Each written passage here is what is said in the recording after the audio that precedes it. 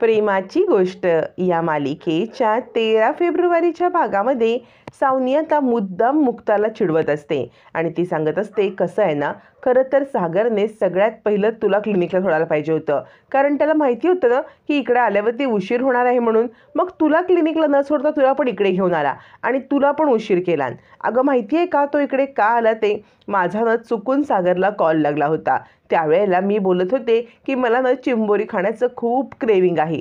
मग सागर धावत पळत माझ्यासाठी बघितलंच ना चिंबोरी घेऊन आला. म्हणजे अजूनही या सगळ्यामध्ये मला असं वाटतंय की त्याला फक्त आणि फक्त माझीच काळजी आहे. मुक्ता, तू आता एक्सेप्ट कर. म्हणजे तू सईची आई असलीस ना तरी सागरची बायको कधीच बनू शकत नाही.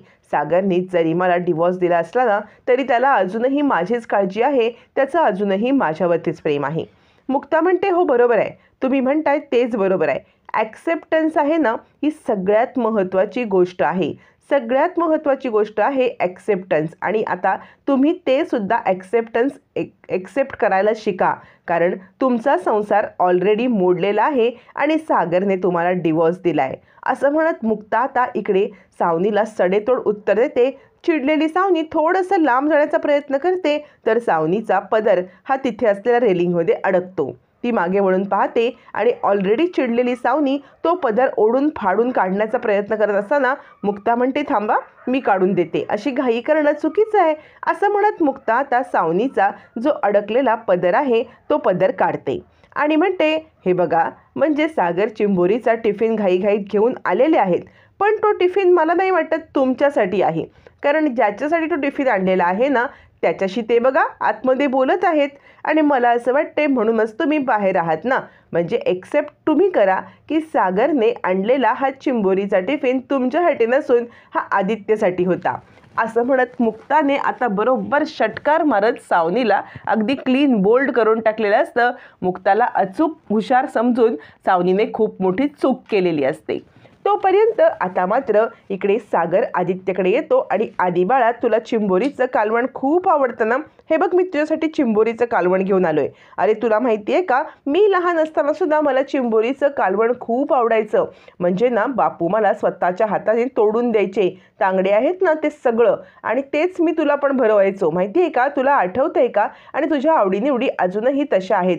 बघ बरं आजीच्या हातचं चिंबोरीचं कालवण कसं वाटतंय ते.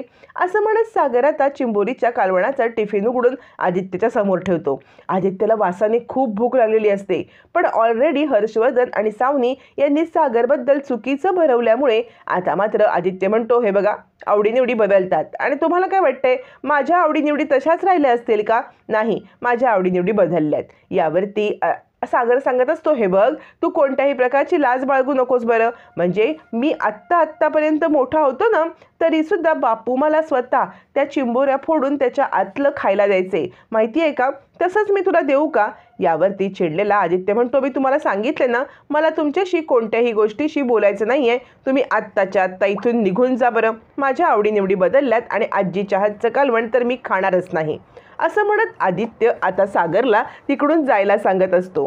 त्याच वेळेला मुक्ता सावनीला बोलते, तुम्ही ना सागरसोबत खूप पावसाळे पाहिलेत, पण तरीसुद्धा तुम्ही कोरड्याच राहिलात. आणि खरं आहे ना, मी सागरसोबत थोडेच दिवस राहिलेले आहे, पण मी सागरला चांगलंच ओळखायला लागले. म्हणजे मी सईची आई म्हणून सागरसोबत लग्न केलं. तुम्ही मला विचारलं होतं ना की एखादं मूल दत्तक घ्यायचं असेल तर त्याच्या वडिलांसोबत लग्न कोण करतं, तर मी करते तसं. म्हणजे मी सईसाठी सागरसोबत लग्न केलंय. त्यामुळे कधीही मला ही गिल्ट राहणार नाही की सागर माझा नवरा होत शकत नाही आहे, याचं मला काहीही वाटणार नाही, कारण सई ही माझी मुलगी आहे आणि तेच माझ्यासाठी पुरेसं आहे. असं म्हणत मुक्ता आता इकडे सावनीला खूप काही बोलत असते आणि तिला चांगलंच सुनावत असते. त्याच वेळेला आदित्य सांगत असतो, तुम्ही इथून निघून जा, हा टिफिन मला नाही खायचा आहे. सागर म्हणतो, एक काम करूया का, तू छानपैकी टिफिन खा, मी व्हिडिओ बनवतो. तुझ्या इंदिरा आजीला इतकं आवडेल ना, तिला खूप आवडेल की तू तिने बनवलेलं चिंबोरीचं कालवण खातोयस, ते पण इतक्या आवडीने. त्यावरती आदित्य म्हणतो, मी तुम्हाला म्हटलं ना मला खायचं नाही आहे म्हणून. हे बघा, मी न व्हाईट सॉसमधलं जे मम्माने पास्ता बनवलंय ते खाणार आहे, मला हे खाण्याची इच्छा नाही, तुम्ही निघा बरं इथून. असं म्हणत आता आदित्य उठतो. सागर त्याचा हात धरतो आणि म्हणतो, बस बाळा तू इथे. यावरती आदित्य म्हणतो, नाही, तुम्ही जा बरं इथून. कुणाला पाठवलं मम्मीने आतमध्ये? मम्मीला पण काही कळत नाही, कुणालाही आतमध्ये पाठवते असं म्हणत चिडलेला आदित्य सागरला तिकडून हकलवून लावतो. सागर बाहेर पडतो खरा, पण तो एकदम बाहेर न जाता तिथून लपून छपून पाहत बसतो, कारण चिंबोरीच्या रश्श्याने ऑलरेडी आदित्यचं मन आता ललचावलेलं असतं. ताबडतोब ज्या वेळेला सागर बाहेर पडतो तर आदित्य आता चिंबोरीचा रस्सा, चिंबोरीचं कालवण ते खायला लागतो, मिटक्या मारत खायला लागतो. त्याला ते खूप आवडत असतं आणि लपून छपून सागर हे पाहतो आणि तो धन्य होतो. तो विचार करतो आत्ताच्या आत्ता व्हिडिओ बनवतो आणि इंदिरा आजीला त्याचे दाखवता येईल असं म्हणत तो आता व्हिडिओ बनवतो आणि आदित्य खूप प्रेमाने ते सगळं कालवण संपवत असतो. तोपर्यंत सावनी सांगत असते, तू जास्त फुशारक्या मारू नकोस, म्हणजे कसं आहे ना, फक्त लग्न केलं म्हणून कुणी आई होत नाही. आई होण्याच्या ज्या कळा असतात ना त्या मी अनुभवल्यात, 1 वेळा नाही 2 वेळा, आणि त्या कळ्या तू कधीच अनुभवू शकत नाहीस. मुक्ता सांगते, ठीक आहे, नाही त्या कळा मी अनुभवू शकत, पण तुम्ही तरी काय केलं? ज्या वेळेला सईला गरज होती तेव्हा तुम्ही होतात का? नाही. त्यामुळे आता सईचा येणारा भविष्यकाळ चालू आहे तो वर्तमान काळ हा मी सुधारणार आहे, कारण मी सईवरती खूप प्रेम करते. आणि तुम्हाला माहिती आहे का, तुम्ही मला जे विचारलं होतं तर मी दत्तक घेण्यासाठी सागरसोबत लग्न केले हे मी तुम्हाला सांगितलेलं आहे. पण या सगळ्यातून मला सागर समजलेले आहेत. एक दगडासारखा असलेला माणूस आपल्या मुलांच्या प्रेमाची पालवी त्याला फुटते. तो आपल्या मुलांवरती प्रेम करतो आणि मनापासून प्रेम करतो हे मला माहिती आहे. त्यामुळे कसं आहे ना, आता माझ्याकडे माझं पूर्ण कुटुंब आहे. माझ्याकडे माझी सई आहे, मी सईची आई आहे, सागर कोळीची बायको आहे, इंदिरा आणि बापू कोळी यांची सून आहे, लक्की, कोमल आणि मिहीर यांची मी वहिनी आहे. त्यामुळे माझ्याकडे सगळी नाती आहेत. तुझ्याकडे काय आहे? असा डायरेक्ट फिल्मी डायलॉग मारत मुक्ताने सावनीला चांगलंच फटकारलेलं असतं. त्यावेळेला सावनी म्हणते, मी सागरची बायको सध्या नसले तरीसुद्धा मी सई आणि आदित्य यांची आई आहे, मी ऑफिशियली त्यांची आई आहे. यावरती मुक्ता सांगते, कसं आहे ना, जे ज्याचं आहे ना ते त्याच्याकडे परत येतं. काय माहिती, आज सई माझ्याकडे आहे, उद्या आदित्यसुद्धा जर सागरकडे आला तर मी त्याचीसुद्धा आई होईन. असं म्हणत मुक्ताने आता चांगलाच थ्रेट दिलेला असतो. सावनी घाबरते आणि म्हणते, आदित्य माझा आहे, तो तुझ्याकडे कधीच येणार नाही. मुक्ता सांगते, हीच इन्सिक्युरिटी, कारण माणसाला ही इन्सिक्युरिटी नेहमी असते, पण एक लक्षात ठेव, जी गोष्ट ज्याची आहे ती त्याच्याकडे परत येतेच. असं म्हणत ती सागरकडे पाहते. तोपर्यंत सागर आलेला असतो. सागरला कळत नाही या दोघींचं नक्की बोलणं काय झालंय, दोघी काय बोलल्यात की जेणेकरून ही एवढी सावनी चिडले आणि मुक्ता एकदम कूलपणे तिला नेहमीसारखे टोमणेच मारती आहे. त्याच वेळेला तो दोघींकडे पाहतो आणि आता चिडलेली सावनी सागरच्या दिशेने येते. त्याला पाहते रागारागात आणि तिथून ताबडतोब ती आता आतमध्ये जाते.